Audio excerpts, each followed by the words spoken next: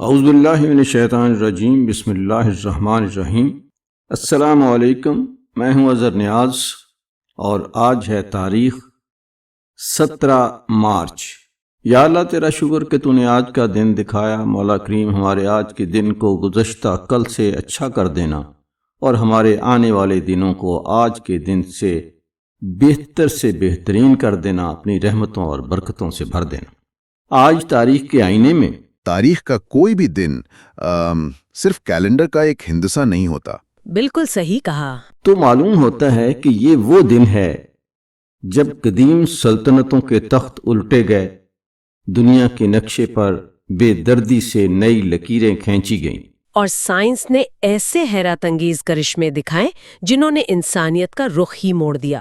ہاں، ہمارے آج کے اس متعلقہ مشن میں بھی یہی ہے کہ بظاہر بکھرے ہوئے ان تاریخی واقعات کے درمیان ایک پوشیدہ اور حیران کن ربط کو تلاش کیا جائے۔ میں سمجھتی ہوں کہ یہ بہت ضروری ہے کیونکہ تاریخ کو الگ الگ ٹکڑوں میں نہیں سمجھا جا سکتا۔ صحیح۔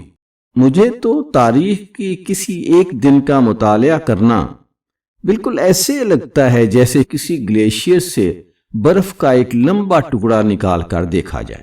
ارے واہ، یہ گلیشیئر والی تشبیہ بہت شاندار ہے نا؟ مطلب ایک ہی نظر میں آپ کو انسانی تاریخ کی کئی صدیاں، دباؤ اور مختلف تہیں ایک ساتھ نظر آ جاتی۔ چلیں اس کے مختلف پہلوؤں کو کھولتے ہیں۔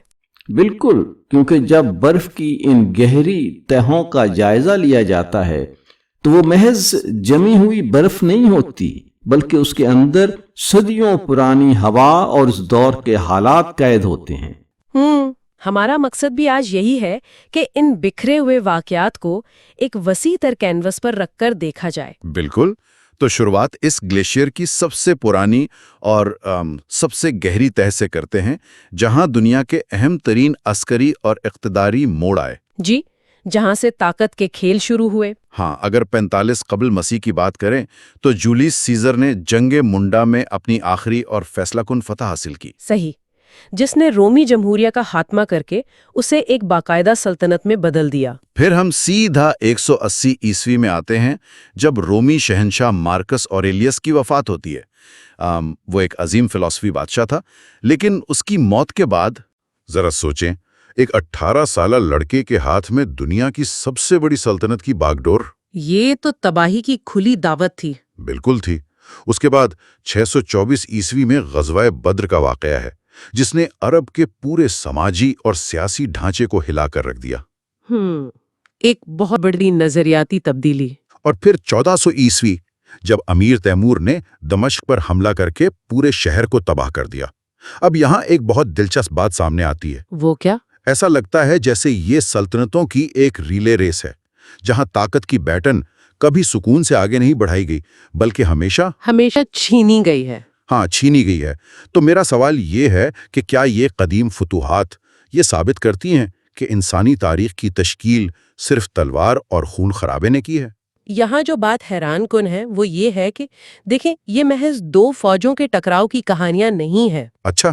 ہاں، یہ طاقت کی منتقلی کے وہ پیچیدہ میکینزم ہیں جنہوں نے پوری تہذیبوں کا رخ موڑ دیا۔ مارکس اوریلیس کی مثال ہی لے لیں۔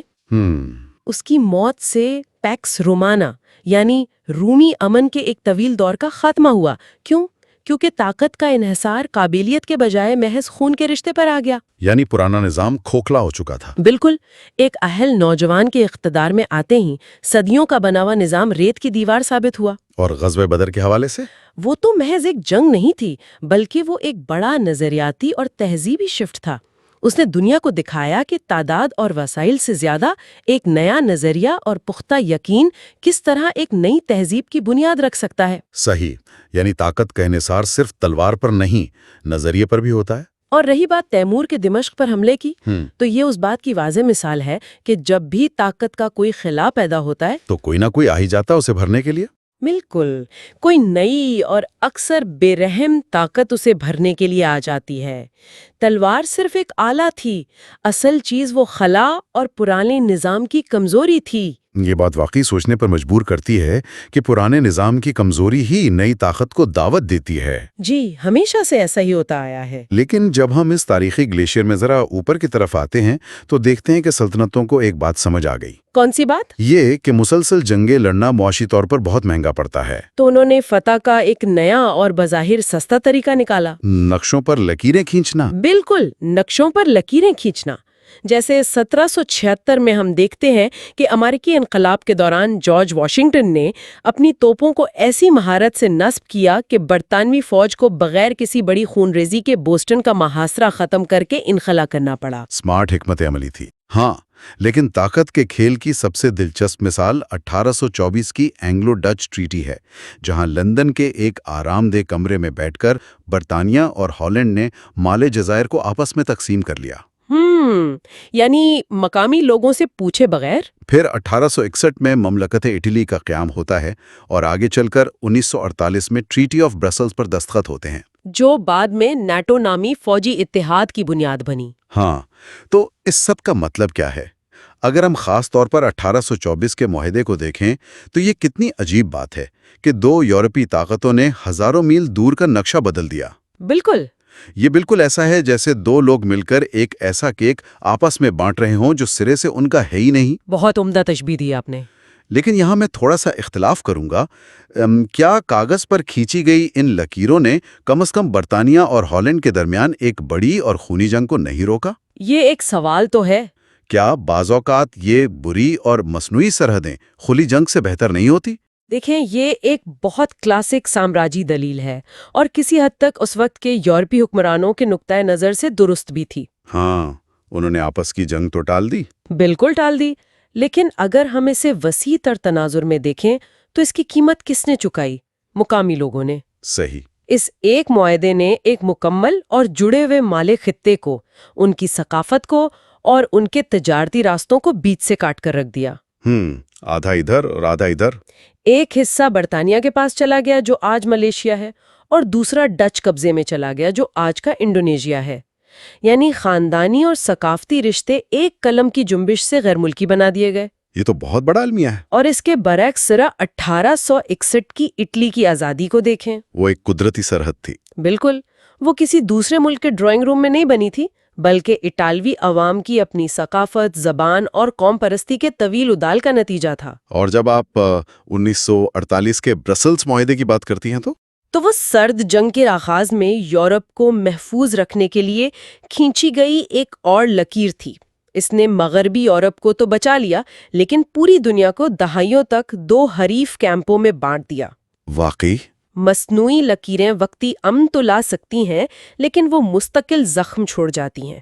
یہ بہت گہری بات ہے کہ لکیریں وقتی امن لاتی ہیں مگر مستقل زخم چھوڑ جاتی ہیں۔ لیکن چلیں اب اس تاریخی سفر میں ایک بہت ہی طاقتور موڑ کا ذکر کرتے ہیں۔ جی ضرور۔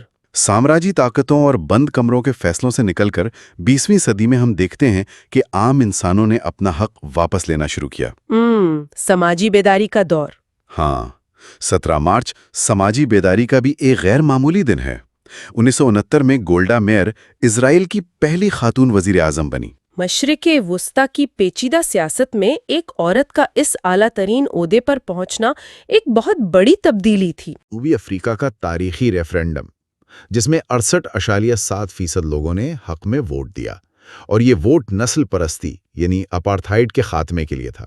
اور وہ بھی سفید فام ووٹروں نے خود دیا۔ حیرت کی بات ہے نا۔ پھر 2003 میں برطانوی کابینہ کے اہم رکن رابن کک کا عراق جنگ پر اپنی ہی حکومت کی پالیسیوں سے شدید اختلاف کرتے ہوئے استعفیٰ دینا ایک بہت بولڈ قدم تھا۔ اور 2009 میں پاکستان کی تاریخ کا وہ لمحہ جب ایک طویل وکالہ تحریک کے بعد افتخار محمد چودھری سمیت تمام معزول ججوں کو بحال کیا گیا۔ صحیح۔ یہ سارے واقعات دیکھ کر مجھے محسوس ہوتا ہے کہ انسانی شعور کا سفر کتنا حیران کن ہے۔ یہ ایسا ہے جیسے سالوں سے روکے گئے ایک ڈیم کا پانی اچانک راستہ بنا لے۔ ہاں، اچانک راستہ بنا لے۔ لیکن ایک سوال ذہن میں آتا ہے کہ کیا اسے جمہوری اور سماجی انقلاب اچانک آتے ہیں یا ان کے پیچھے ایک طویل خاموش جدوجہد چھپی ہوتی ہے؟ دیکھیں، یہ معاشرے راتوں رات نہیں بدلتے، یہاں سننے والوں کے لیے یہ واضح کرنا ضروری ہے کہ ہمارے مطالعے میں شامل یہ تمام سیاسی واقعات کسی خاص نظریے کی توثیق نہیں ہے۔ بالکل، ہم بالکل غیر جانبدار رہ کر تجزیہ کر رہے ہیں۔ جی، ہم صرف ان کے پیچھے کام کرنے والے انسانی رویوں کو سمجھنے کی کوشش کر رہے ہیں۔ 1992 کا ریفرینڈم کوئی اچانک پھوٹ پڑنے والا چشمہ نہیں تھا۔ تو پھر کیا تھا؟ اس کے پیچھے دہائیوں کی بین الاقوامی پابندیاں، معاشی تنہائی اور نیلسن منڈیلا جیسے لوگوں کی طویل جدوجہد تھی جس نے پورے نظام کو مفلوج کر دیا تھا۔ وہ 68% ووٹ دراصل ایک تھکے ہوئے معاشرے کا اعتراف تھا کہ اب پرانا ظالمانہ نظام مزید نہیں چل سکتا۔ اسے سماجیات میں ٹپنگ پوائنٹ یا فیصلہ کن لمحہ کہتے ہیں۔ ٹپنگ پوائنٹ، ہاں۔ اور رابن کوک کا استعفیٰ؟ یہی اصول وہاں نظر آتا ہے۔ 2003 میں انہوں نے پارلیمنٹ میں جو تقریر کی وہ محض ایک استعفیٰ نہیں تھا بلکہ ایک فرد کے ضمیر کی پکار تھی جس نے حکومتی خامیوں کو بے نقاب کیا۔ یہ بتاتا ہے کہ جمہوری نظام میں ایک تنہا آواز بھی کتنی طاقتور ہو سکتی ہے۔ بالکل، اور پاکستان میں ججوں کی بحالی کی تحریک بھی کوئی راتوں رات کا معجزہ نہیں تھی۔ یہ عام وکلاء اور سول سوسائٹی کی وہ مسلسل مزاحمت تھی جنہوں نے ثابت کیا کہ جب شعور بیدار ہو جائے تو ریاستی طاقت کو بھی پیچھے ہٹنا پڑتا ہے۔ واقعی، جب معلومات اور شعور عام ہوتا ہے تو معاشرہ طاقتور ہو جاتا ہے۔ یہ رونگٹے کھڑے کر دینے والا احساس ہے کہ ایک عام انسان یا ایک ہجوم کی آواز کتنی طاقت رکھتی ہے۔ ہاں، بے شک۔ لیکن انسان کا شعور صرف سڑکوں پر احتجاج کرنے یا ووٹ دینے تک محدود نہیں رہا۔ اس نے لیبارٹریوں اور خلا تک کا سفر بھی طے کیا ہے۔ اوہ، سائنس اور ٹیکنالوجی کی طرف آ رہے ہیں آپ؟ جی، اور یہاں ہمارے تاریخی گلیشیئر میں ٹیکنالوجی کے حوالے سے کچھ ایسے حقائق ملتے ہیں جو ہمیں حیران بھی کرتے ہیں اور خوفزدہ بھی۔ مثال کے طور پر 1950 میں کیلیفورنیا یونیورسٹی میں سائنسدانوں نے ایک بالکل نیا عنصر دریافت کیا جسے کیلیفورنیم کا نام دیا گیا، جو فطرت میں پایا ہی نہیں جاتا۔ ہاں، انسان نے خود اسے تخلیق کیا۔ اور پھر 1958 کی بات کریں تو امریکہ نے وینگارڈ 1 نامی پہلا شمسی توانائی سے چلنے والا سیٹلائٹ خلا میں بھیجا۔ ذرا سوچے، 1958 میں۔ بالکل، ہم آج اپنے گھروں میں سولر پینل لگانے پر حیران ہوتے ہیں، اور وہ لوگ آج سے دہائیوں پہلے خلا میں شمسی توانائی استعمال کر رہے تھے۔ واقعی کمال ہے۔ لیکن ٹیکنالوجی کوئی جادو کی چھڑی نہیں ہے، یہ ایک تیز رفتار بلٹ ٹرین کی طرح ہے۔ یعنی منزل پر جلدی پہنچاتی ہے مگر جب یہ پٹری سے اترتی ہے تو تباہی بھی اتنی ہی ہولناک ہوتی ہے۔ صحیح بات ہے۔ جیسے 1891 میں ایس ایس یوٹوپیا کا بحری جہاز غرقاب ہوا جس میں 562 افراد ہلاک ہوئے۔ صنعتی دور کی ایک بڑی ناکامی۔ اور اس سے بھی زیادہ ہولناک واقعہ 1968 میں یوٹا کے علاقے سکل ویلی میں پیش آیا، جہاں امریکی فوج نے VX نامی اعصابی گیس کا کھلے فضا میں تجربہ کیا۔ وہ بھیڑوں والا واقعہ۔ ہاں، ہوا کا رخ بدلا اور آس پاس چرنے والی 6000 سے زائد بھیڑیں سیکنڈوں میں ہلاک ہو گئیں۔ ذرا تصور کریں، اگر ہوا کا رخ کسی قریبی شہر کی طرف ہوتا تو کیا ہوتا؟ یہ تو رونگٹے کھڑے کر دینے والا خیال ہے، اور یہ ایک بہت اہم سوال پیدا کرتا ہے انسانیت کے بارے میں۔ کیسا سوال؟ یہی کہ انسان کے علم کی دوہری فطرت کیا ہے۔ دیکھیں، کیلیفورنیم کی دریافت ہو یا وینگارڈ 1 کی خلا میں پرواز، یہ ظاہر کرتے ہیں کہ انسانی ذہن کتنا وسیع ہے۔ بالکل۔ کیلیفورنیم جیسے انتہائی تابکار انسان کو آج کینسر کے علاج کے لیے استعمال کیا جاتا ہے، اور وینگارڈ 1 پر لگے چھوٹے سے شمسی خلیوں نے ثابت کیا کہ ہم ستاروں کی توانائی استعمال کر سکتے ہیں۔ ہاں، وہ سیٹلائٹ تو آج بھی خلا میں موجود ہے۔ جی، انسان کی بنائی ہوئی سب سے پرانی چیز جو مدار میں تیر رہی ہے، لیکن جس ذہن نے خلا میں شمسی توانائی کو استعمال کرنے کا طریقہ سوچا، اسی ذہن نے اعصابی گیس جیسی ہولناک چیز بھی بنائی۔ ہاں، یہ کتنا عجیب تضاد ہے۔ سکل والی کا واقعہ محض ایک حادثہ نہیں تھا، یہ اس بات کی یاد دہانی تھی کہ اخلاقیات اور تنقیدی سوچ کے بغیر محض معلومات جمع کرنا خطرناک ہو سکتا ہے۔ بالکل صحیح کہا۔ اور تاریکی صرف ٹیکنالوجی میں نہیں، انسانی نفسیات میں بھی ہے۔ آپ نے یوگانڈا کے 2000 کے واقعے کا ذکر نہیں کیا جو ہمارے مطالعے میں شامل ہے؟ وہ فرقے والا واقعہ؟ جی، جہاں ایک فرقے کے 530 افراد آگ لگنے سے ہلاک ہو گئے۔ رہنماؤں نے انہیں یقین دلایا تھا کہ دنیا ختم ہونے والی ہے۔ ہاں، جسے قتل عام یا خودکشی سمجھا جاتا ہے۔ یہ واقعہ ظاہر کرتا ہے کہ ہم چاہے خلا تک پہنچ جائیں، لیکن جب بات اندھے عقائد اور ذہنی غلامی کی آتی ہے تو انسان آج بھی اتنا ہی کمزور ہے۔ یہ تضاد واقعی حیران کر دینے والا ہے۔ ہم ایک ہی وقت میں کائنات کے راز بھی کھوج رہے ہیں اور اپنے ہی بنائے ہوئے عقائد اور گیسوں سے خود کو تباہ بھی کر رہے ہیں۔ بالکل ایسا ہی ہے۔ ہم نے آج کے اس تفصیلی مطالعے میں تاریخ کے گلیشیئرز سے جو کویج نکالی، اس نے ہمیں بہت کچھ سکھایا۔ ہم نے جولیس سیزر اور امیر تیمور کی فتوحات سے دیکھا کہ کیسے طاقت ہمیشہ اپنے خلا کو بھرنے کے لیے بےتاب رہتی ہے۔ ہم نے لندن کے بند کمروں میں مال جزائر کی تقسیم سے لے کر اٹلی کی آزادی تک لکیروں اور سرحدوں کے بننے کے پیچھے عوامل ہو سمجھا، اور عام انسانوں کی بیداری کو بھی دیکھا۔ ہاں، ہم نے جنوبی افریقہ، برطانیہ اور پاکستان کی مثالوں سے دیکھا کہ کیسے معاشرے جب ایک حد تک دباؤ برداشت کر لیتے ہیں تو وہ پرانے نظام کو اکھاڑ پھینکتے ہیں۔ اور آخر میں سائنس کا عروج اور تاریکی۔ بالکل۔ اب سننے والوں کے لیے سوال یہ ہے کہ ان سب چیزوں کا روزمرہ کی زندگی سے کیا تعلق ہے؟ تعلق یہ ہے کہ آج جب ہم خبریں دیکھتے ہیں تو ہم صرف آج کا واقعہ دیکھ رہے ہوتے ہیں، لیکن یہ وسیع تر تناظر روزمرہ کی بھیڑ میں گم ہو جاتا ہے۔ میں اتفاق کرتی ہوں، تاریخ محض ماضی نہیں ہے، یہ حال کو سمجھنے کا لینز ہے، اور اسی تناظر کو سمیٹتے ہوئے ایک اور حیران کن بات سامنے آتی ہے۔ وہ کیا؟ ہم نے 1958 کے شمسی سیٹلائٹ وینگارڈ 1 کی بات کی نا۔ ہمارے ذرائع بتاتے ہیں کہ آج ہی کے دن یعنی 17 مارچ 1834 کو گوٹلیب ڈملر پیدا ہوئے تھے۔ وہ جرمن انجینئر؟ جی، جنہوں نے جدید پیٹرول انجن والی گاڑیوں کی بنیاد رکھی۔ ارے واہ، ذرا رکیں، یہ تو واقعی ذہن کو چکرا دینے والا اتفاق ہے نا؟